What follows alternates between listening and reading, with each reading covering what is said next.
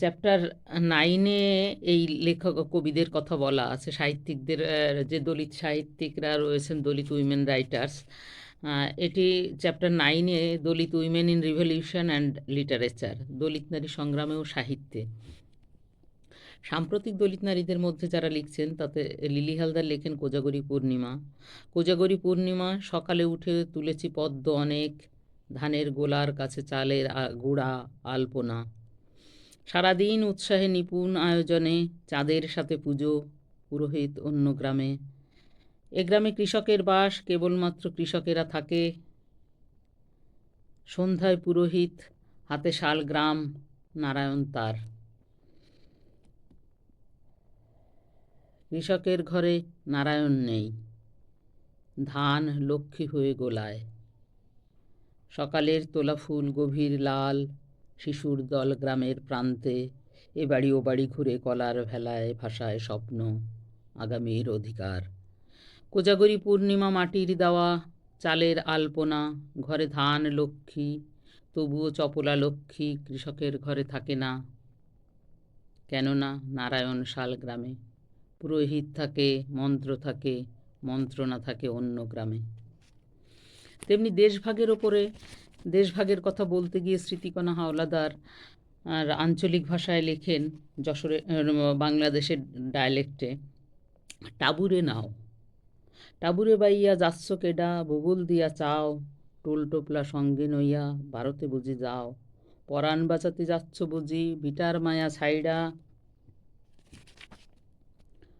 মান বাঁচাবে সকলে তোমরা কোন সে খুঁটি দইরা, এহানে তবু সেলাম ভালো, ভালো মন্দ নইয়া, দু একজন চইলা যাচ্ছ ছন্ন ছাড়া হইয়া, ফেলায় যাচ্ছ জন্মের মতো ভাটিয়ালির সুর, বাতাস তারে বইয়া নইয়া যাত অনেক দূর।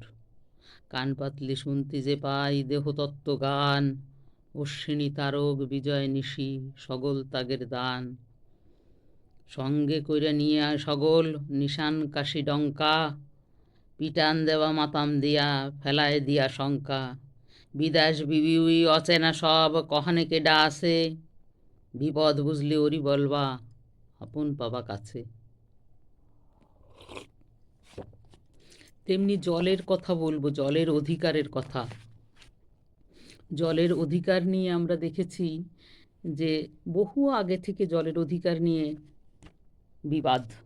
রোহিণী নদীর জল নিয়ে শাক্য ও কলীয়দের মধ্যে বিবাদ হয়েছিল বর্তমানে, এবং সেই বিবাদের ফলেই মহামানব বুদ্ধ গৃহত্যাগ করেছিলেন যুদ্ধের বিরোধিতা করার জন্যে।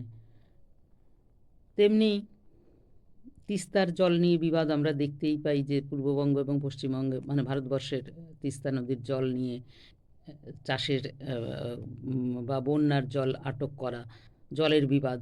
ঠিক সেইভাবে আমরা দেখতে পাই যে বাবা সাহেব আম্বেদকর তার জীবনে, জীবদ্দশায়, তার স্কুল জীবনে, ছাত্র জীবনে জলের অভাবে জল খেতে দেওয়া হতো না অস্পৃশ্যতার কারণে, সে ছুঁয়ে দিলে মটকি নষ্ট হয়ে যায়। ঠিক সেইভাবে আমরা তিনি চৌদার পুকুর অভিযান করেন, জল সত্যাগ্রহ করেন 1927 থেকে 1929 সাল পর্যন্ত। আজও সেই জলের অধিকার নিয়ে আমরা দেখতে পাই যে মানুষে, এই বিভেদের কারণে একটি শিশুকে তার স্কুলের শিক্ষক এমন প্রহার করে যে সে তার মটকির জল খেয়ে ফেলেছিল বলে, এবং স্বাধীনতা দিবসের প্রাক্কালে শিশুটি মারা যায় তার উদ্দেশ্যে। বনচণ্ডালীর গাথা 46। যে শিশু ঘুমিয়ে ওই পতাকার নিচে, ফুলো চোখ যেন তোমাদের ঘৃণার পাহাড়, হায় অমৃত আজাদি, ডুবে আছো মৃত মহোৎসবে।